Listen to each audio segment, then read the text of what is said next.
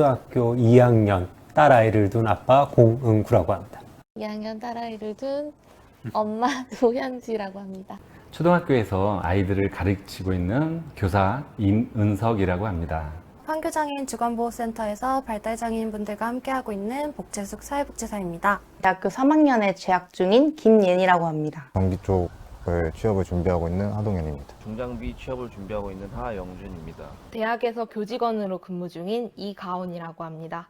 안성에서 농사를 짓고 있는 김의식이라 합니다. 수원시 다문화가족지원센터에서 이중언어 환경조성 사업을 맡고 있는 이중언어 코치 엄민경입니다. 저는 한국에 귀화한 지 22년째였습니다. 용인에서 5년째 헤어샵을 하고 있는 곽동우라고 합니다. 평택에서 부동산 중개업을 하고 있는 김병훈 소장이라고 합니다.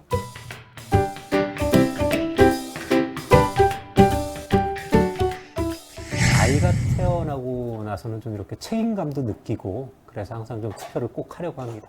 선거에 참여하지 않으면 안 될 것 같아요. 교사가 어느 정도 좀 롤모델이 되기 때문에 제 의사를 표현할 수 있는 창구라고 생각하고요. 이거는 자기 결정권에 있어서 가장 중요한 부분이라고 생각합니다. 선거권이 없을 때부터 부모님 손을 잡고 늘 선거장에 같이 갔었던 기억이 있기 때문에 늘 선거철이 되면 당연히 가야 된다고 생각합니다. 사실 우리의 권리이자 의무라 투표는 꼭 하고 있어요. 국민의 의무라고 생각을 합니다. 그래서 그 선거 때마다 꼭 참석을 하고 있어요. 사실 저는 안 했어요. 제 한 표가 유력한 후보가 있는 가운데 제 한 표가 당락을 갖다가 결정 짓는다고도 생각을 하지 않았고요. 그래서 안 했던 것 같아요.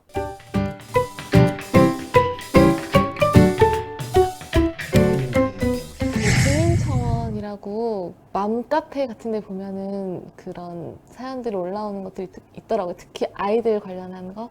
그런 것들 보면은 마음이 아프니까 아무래도 동의합니다 하고 같이 해주는 편인 것 같아요. 학교 다니면서 이제 친구들이랑 같이 선거 독려를 하는 영상을 만들기도 했었어요. 제가 사는 지역이 상당히 불편해서요. 고속철도 유치에 대한 서명운동에 참여한 적이 있습니다. 오로지 투표. 농민이 할 수 있는 거는 한계가 있어서 젊은 사람들은 SNS 이런 거를 이용하고 그러지만 우리 같은 경우에는 투표로 하는 방식뱀이 국민청원 같은 경우에 알림 설정하고 들여다보고 있습니다. 최근 같은 경우 이제 부동산 3법 이쪽 업계에 이제 일을 하고 있다 보니까 관심 있게 이제 보고 있었습니다.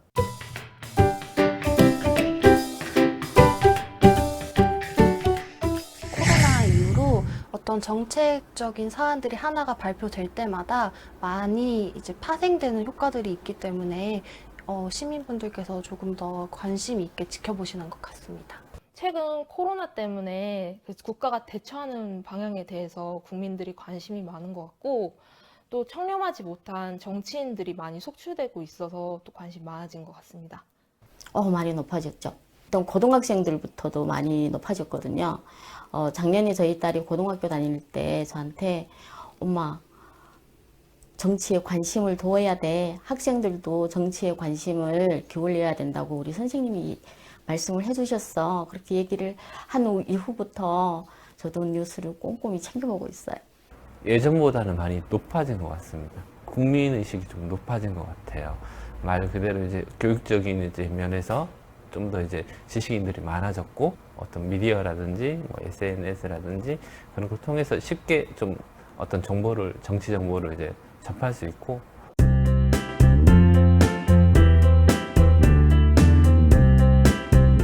저는 전세로 지금 현재 살고 있는데 집 구하는 게 몇 년 전에 비해서 너무 힘들어졌거든요. 그러다 보니까 다른 부분까지도 힘들어지는 것 같아요. 집을 구해서 안정감을 얻지 못해서 직장 생활이라든가 아니면은 앞으로의 어떤 아이를 키우는 데 있어서의 계획 이런 것들이 좀 많이 흔들리는 것 같아요. 학교 안에서는 이렇게 돌봄에 대한 문제가 많이 생기거든요. 그래서 맞벌이 부부라든지 또 다문화 가정이라든지 저소득층 자녀라든지 실질적으로 생각하는 거하고 우리가 생활 속에서 이렇게 느끼는 거하고는 차이가 좀 많거든요. 그래서 그런 돌봄에 대한 어떤 세심한 정책들 이런 것들도 필요하고요. 최근 들어 보면은 마스크를 안 쓰는 사람들도 있어요. 근데 마스크를 써야지 코로나가 빨리 종식될 수가 있기 때문에 마스크 착용 관련해서 좀 법이 강화됐으면 좋겠습니다. 동물보호법이 강화되었으면 좋겠어요. 지금은 최대 3년 징역에 처한다? 이 정도로 알고 있는데, 제가 알기로는 기존에 좀 유명한 흉악범들이 어렸을 때는 동물을 학대한 경험에서부터 시작됐다고 들었거든요. 그렇기 때문에 동물 학대범이 나중에 인간을 해하는 범죄까지 저지를 수도 있다고 생각해서 강화되어야 된다고 생각합니다. 대한민국 법을 보면 진짜 유전무죄, 무전유죄 좀 법을 강화를 했으면 좋겠어요. 사실 미식이법 같은 경우에는 저도 애를 키우지만 좀 수정이 좀 많이 필요할 것 같습니다. 법이 약자편에 이제 서서 이렇게 만들어지는 거는 좋은 거라고 생각은 하는데 현실적이지 않다고 해야 되나요? 운전자 입장에서도 조금을 생각을 해서 수정을 해주셨으면 하는 바람이 있습니다.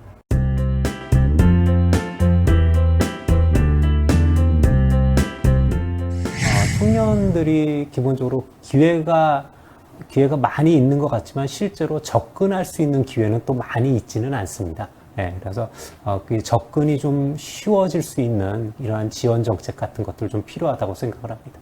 네, 그 금전적으로 지원해 주시는 것보다는 사실 어쨌든 직장에 다니고 일을 하게 되면 돈은 버는 거니까 그 시간에 내 아이를 안전하게 맡길 수 있는 게 제일 중요한 것 같아요. 네. 우리가 말하는 100개의 교실에는 100개의 수업이 존재하거든요. 근데 이번에 코로나 시대를 맞이하면서 교육부나 교육청에서 어떤 정책 제시를 안내를 할 때 약간 뭐라 그러죠? 이렇게 표준화된 방식으로 모든 학교에 일방적으로 할 수 있도록 하는 어떤 지침들이 좀 많이 나왔었거든요. 학교마다 상황이 다르거든요. 그 상황에 맞게 맞춤형으로 의사소통하면서 정책을 세워나갔으면 좋겠습니다. 보통 호주의 예를 들면은 저희와 비율이 반대로 되어 있어요. 종사자가 3, 대상자가 1. 뭐 이런 수준으로 이루어지고 있는데 저희는 지금 종사자가 1, 대상자가 4. 그러다 보니까 서비스 질이 조금 차이가 나는 것 같습니다. 부모님들 같은 경우는 사실 이런 공공시설 이외에는 갈 곳이 마땅치가 않으세요. 뭐 일반 개인 업체들이나 사설 프로그램들을 이용하시는데 그런 것들이 조금 비용적으로 부담스러우실 수도 있고 접근하기 어려우실 수도 있기 때문에 조금 더 서비스를 이용할 수 있는 인프라가 확충되었으면 좋겠습니다. 요즘 블라인드 채용이라고 하면서 그런 게 제대로 지켜지지 않는 회사들이 있는 것 같아요. 사실은 이제 모든 사람들한테 능력면으로 기회가 주어져야 되는데 그런 것보다는 학벌과 또 대학의 기준에 맞춰가지고 사람을 뽑는 것 같아서 그거를 약간 정책으로 바꿔서 저는 지금 취업 준비를 하고 있는데 요새 뭐 일자리 창출 이런 걸 많이 말씀들 하시는데 막상 지원을 해보면은 100대 이렇게 넘어가더라고요. 그래서 그거에 대한 현실적인 이제 정책을 좀 이렇게 마련해 주셨으면 좋겠습니다. 포괄임금제가 폐지되거나 직무 제한이 됐으면 좋겠어요. 왜냐하면 제 근무 특성상 일정한 시간에 근로를 하는데 추가 근무가 발생하면 수당이 나오지가 않아요. 계산을 해보면 제가 많이 손해를 보고 있더라고요. 좀 많이 불리하다고 생각해요. 어렸을 때만 해도 제가 뭐 초등학교 다니고 중학교 다닐 적만 하도 농사 져서 애들 가리키고 또 뭐 한 푼 한 푼 모아서 땅도 사고 지금은 그런데 사실 그게 불가능해요. 정책을 잘 써서 농민이 잘 살 수 있는 그런 날이 하루빨리 오면 좋겠습니다. 학교에 아이들 초등학교를 보내거나 유치원을 보내다 보면 꼭 그 란이 있거든요. 다문화 가정이냐 아니면 비다문화 가정이냐.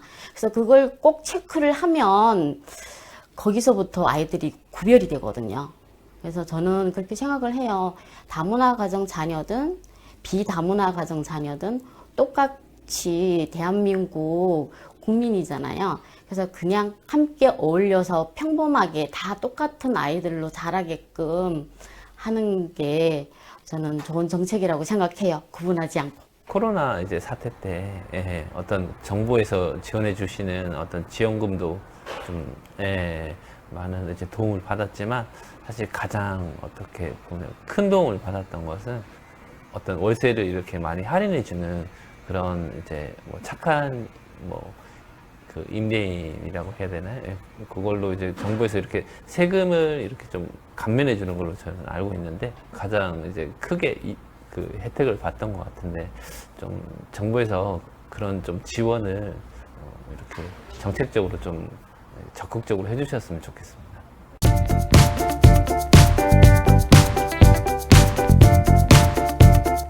어려운 상황에 대한 비전을 갖고 제시할 수 있는 사람이었으면 좋겠고요. 말과 행동이 언행이 일치가 되는 그런 정치인을 뽑고 싶어요. 취업 준비 대행을 하고 있으니까 그거에 관련된 정책을 많이 내세우는 후보자님들한테 더 여러 사회 구성원들의 의견을 잘 조율할 수 있는 사람이요. 젊은 정치인들 그 생각이 좀 젊고 참신하고 그런 정치인이 앞으로 나왔으면 또 후보자들이 어떤 법조계라든지 뭐 교육이라든지 그런 분들이 좀 사실 많이 나오는 경향이 있는데 각 계층에 다양한 분들이 이제 후보로 나오셔가지고 현실감 있고 능력 있는 사람이죠. 예. 선동하는 그런 정치인들보다는 행정가 출신 뭐 그런 사람이다 하면 저는 이제 투표를 하겠습니다.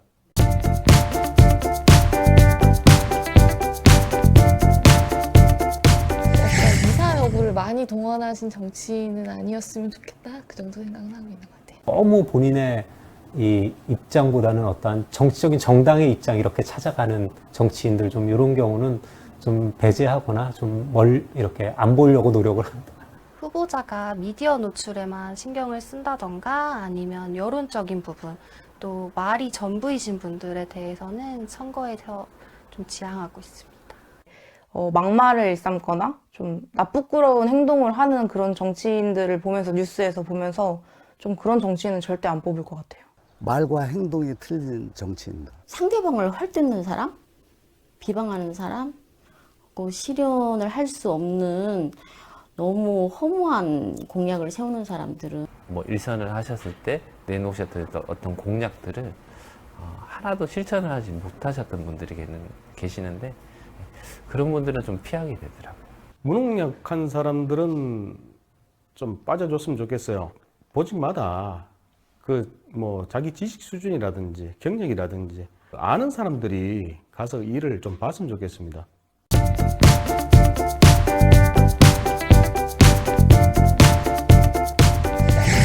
정치적인 것 같아. 아니면 누군가 저 사람 좀 정치적인 것 같아 라고 얘기할 때 그 의미가 상당히 안 좋은 의미로 좀 저희가 쓰거든요. 근데 그 의미가 좀 좋아졌으면 좋겠습니다. 코로나 때문에 힘든 것도 있고, 아이가 학교를 못 가서 힘든 것도 있고, 그리고 세상이 조금 삭막해졌다고 해야 되나? 그래서 힘든 것도 있는데, 좀 안전한 세상이 왔으면 좋겠습니다. 네, 정치인이기 전에 바로 그 올바른 시민, 건강한 시민이 되셨으면 좋겠고요. 일반 시민분들이나 아니면 업무를 하시는 종사자분들이 실질적으로 도움을 받을 수 있는 정책이 마련되었으면 좋겠습니다. 국민들을 바보로 보지 마십시오. 앞뒤가 다른 행동들 국민들은 다 알고 있습니다. 그런 권력을 이용해서 뭐 부당한 이익을 취하지 않았으면 좋겠고, 그리고 또 그만큼 높은 위치에 있는 만큼 본보기를 좀 보여줬으면 좋겠습니다. 선거철에는 너무나도 잘 보이세요. 그 뭐 식사를 하고 있으면 식당에 들어오시거나 마트에 가면 마트 앞에 계시거나. 근데 당선이 되고 나시면은 마치 연예인처럼 볼 수가 없어요. 네, 좀 더 소통하고 경청하는 정치인이 되셨으면 좋겠어요. 말로만 하는 정책이 아니라 실질적으로 도움이 될 수 있는 그런 거를 해 주셨으면 좋겠다 싶은 거죠. 공약을 세운 거 꼭 실천을 해서 우리 대한민국 국민들 모두 행복하게 살 수 있게끔 해주세요. 너무 특권의식을 가지고 좀 그런 권력 행사를 하지 않나 그런 거는 좀 줄여주셨으면 하는 바람입니다. 국민을 위해서 일한다는 얘기는 좀 안 했으면 좋겠습니다. 현실감을 가지고 현장의 목소리도 듣고 그냥 앉아서 그 탁상 공론으로 내놓는 그런 대책들 말고 정말 국민들을 위해서 나라를 위해서 좀 뭐 헌신했으면 좋겠어요.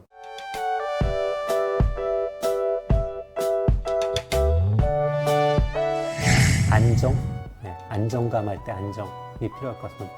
주거 안정, 취업 안정, 그 다음에 뭐 생활 안정, 뭐 이런 것들이 좀 필요할 것 같고, 갈등들을 해소하는 것이 가장 중요하다고 생각이 들거든요. 그래서 짧은 시기에 너무 많은 경험들을 한 세대들이 함께 살다 보니까 서로 간의 소통과 나눔이 보다 중요하다고 생각이 듭니다. 상생, 같이 살아가는 이 시대를 조금 더 편안하게 나아갈 수 있으려면 그런 상생적인 의미가 조금 필요하지 않을까.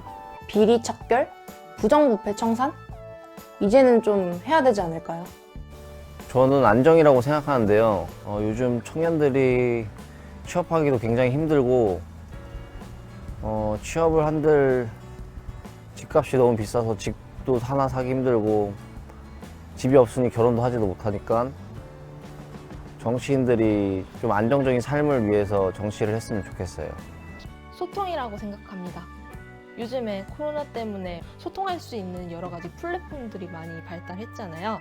그런 걸 이용해서 국민과 정치인이 다양한 수단으로 소통을 할 수 있었으면 좋겠어요. 우리 대한민국 국민들의 삶의 질의 향상, 그걸 초점을 맞춰서 정치를 하시면 될 것 같아요. 어떤 믿음을 이제 가지고 제가 투표를 보통은 하게 돼요. 기대 이상의 어떤 저런 게 돌았던 적이 없었던 것 같아요. 아예 그 새로운 정치를 시작하면 어떨까 해서 정치적으로 포맷을 하면 어떨까 예, 그런 생각을 합니다. 가장 문제가 되는 게 지금 분열 아닙니까? 그죠? 정치권이 분열하고 그러다 이제 또 국민들까지 분열을 해요. 여지껏 제가 이제 그 정치에 관심이 없었지만 이런 시절을 갖다 살아본 적이 없었던 것 같아. 기억이 없는 것 같아. 국민들 분열시키는 이런 일을 정치권에서는 안 했으면 좋겠습니다. 협치, 말만 하지 말고 정말 협치를 슬로건을 걸고 이래 단합되는 이제 대한민국이 보여줬으면 좋겠어요. 내 삶에서 선거는 또 다른 나다. 선거는 공공성의 확대다. 선거는 아름다운 변화다. 선거는 희망이다. 선거는 앨범이다. 선거는 권리이자 의무입니다. 선거는 로또다. 선거는 희망이다. 선거는 믿음이다. 선거는 주인 행세다. 선거는 후원이의 미래다.